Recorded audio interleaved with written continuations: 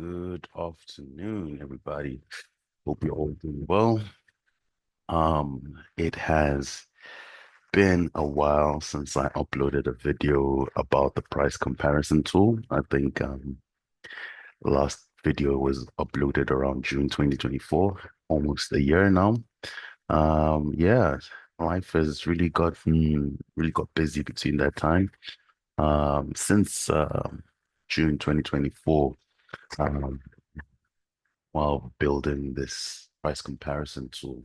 So what has happened? Yeah, let me just share with you some of the things that happened, some highlights that happened during that time. Um, so I was fortunate enough to go and represent the University of Johannesburg at the Solana London House, Hacker House uh, event, right, in early July 2024 last year. And it was a wonderful experience being able to listen to all the exciting stuff that's being built on the Solana platform. And if you didn't know before, I'm actually very interested in blockchain research. At the time, I was working at a blockchain research center at the University of Johannesburg. And also, so that was a great experience. Also traveling to London, seeing the London Bridge, if I'm not mistaken, um, Ames, and yeah, that was wonderful. So besides that, also after I got back, um, someone reached out to me, if I was interested in presenting one of my capstone projects that I had done for a course on R, R for data science, right?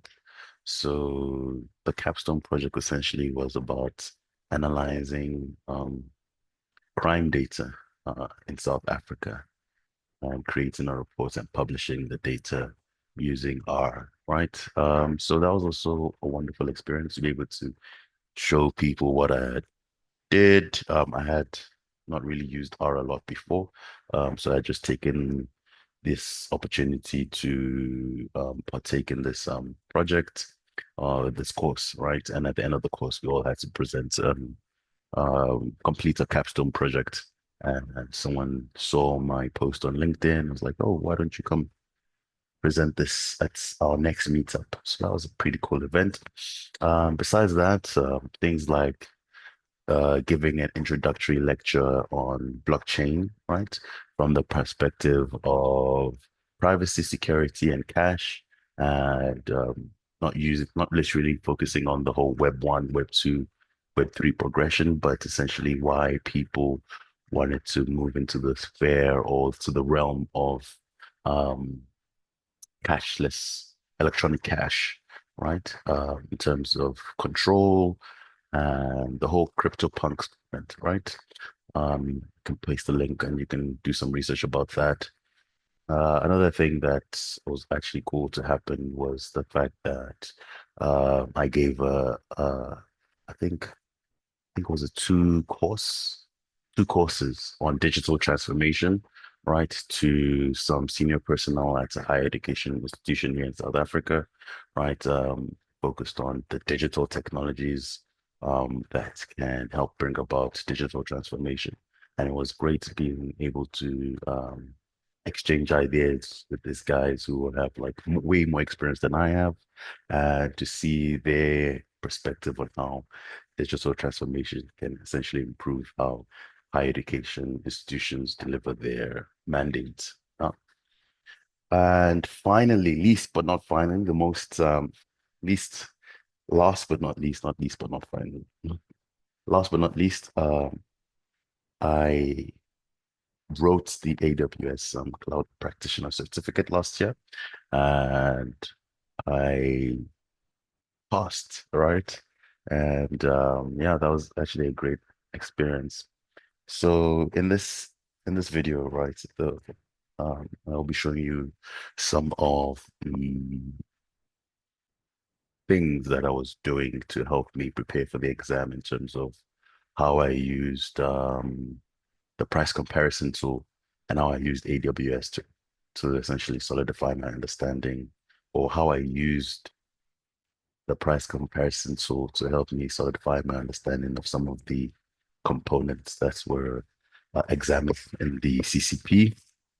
Yeah, so let's jump into it. So as you can see on the screen, let me see if yeah, I'm still sharing my screen. The last time that we left off, I had shown you this script, right? Essentially, if I just walk through it, right? So this is our main.py file, and then we start a timer to time how long this whole process is going to take. We initialize our store scraper object.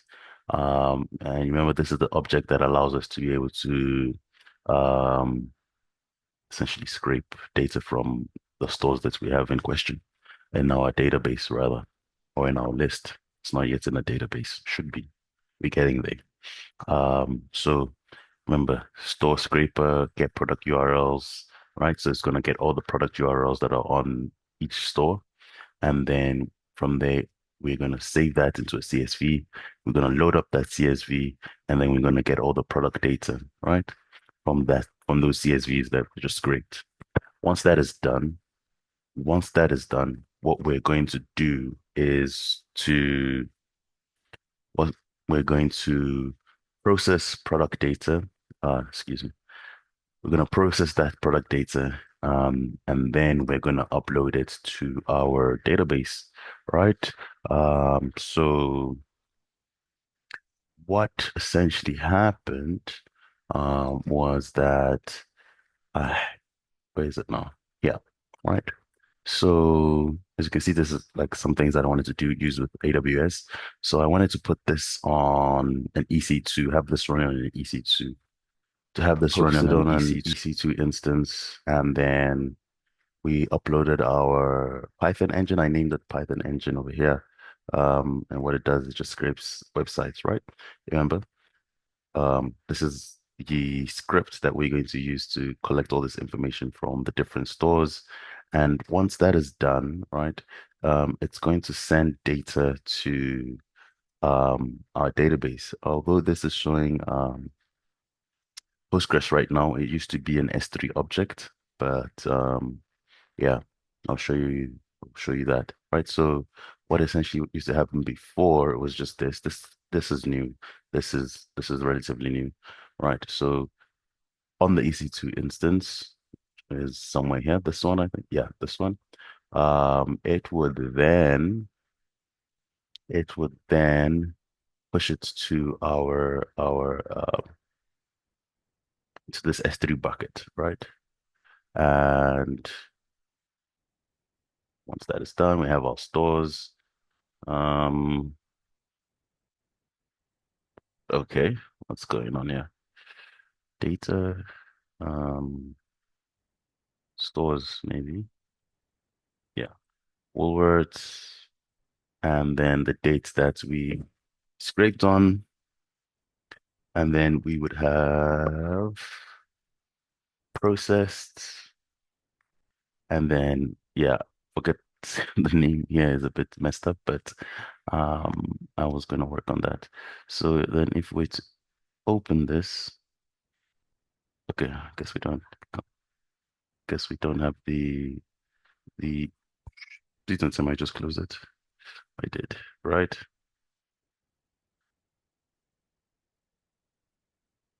Yeah, anyway, so it would have it pushes the data up to our S3 bucket. Um, I'll just change the permission so that we're able to see it. But that's the data, right? But now what I want to happen, right, is okay, let's move away from the S3 for now. Go back to Postgres, and PG admin, right? So as you can see, all of these things are highlighted in blue, right? And that's to show you that they will be sitting on a Docker, Docker containers. They'll be sitting on Docker containers, right? And then on our EC2 instance, right? I've been getting into Docker a bit, so I'm just trying to continue to um, solidify the understanding and so that we can build out something that can be used um, by consumers, right? So from here, I've also built an API in Django, right? A Django API. And what this does essentially is allows us to be able to, here it is. Um, yeah, okay. So this is a open API, right? Using the Swaggers. I use the Django REST framework as well, but then I also added the Swagger docs to be able to show it in this user interface like this, right? So from now we can like get all the product lists and execute, right? So a page number within the paginated results. Remember, we have over 1,000 thousand products that we've scraped so far. So let's look at it. Actually, we can look at it here and see. So we have over 26,000 results that we've already been able to collect or scrape over the internet, and it's only going to grow. Because remember, you're going to be scraping all this data every day. So yeah, so these are the endpoints so far. We have all the stores that we have, which is Woolworths and Checkers still. Still check it out. Yep, still Woolworths today, and we still have Checkers, right? Um, Checkers 16. Maybe we should add Pick and Pay, but you can let me know in the comments which store next we should go for, that you would want to see the prices on, right? And then we also have like all these other um requests, let's say that we can do request types. We can get products, we can edit, we can delete, we can patch, and all the stores and all the categories that are there. And then this is our authentication, um, but we'll not get into that for now. And these are the models that we have currently on the store, right? And all of this is being built using um, Django, right?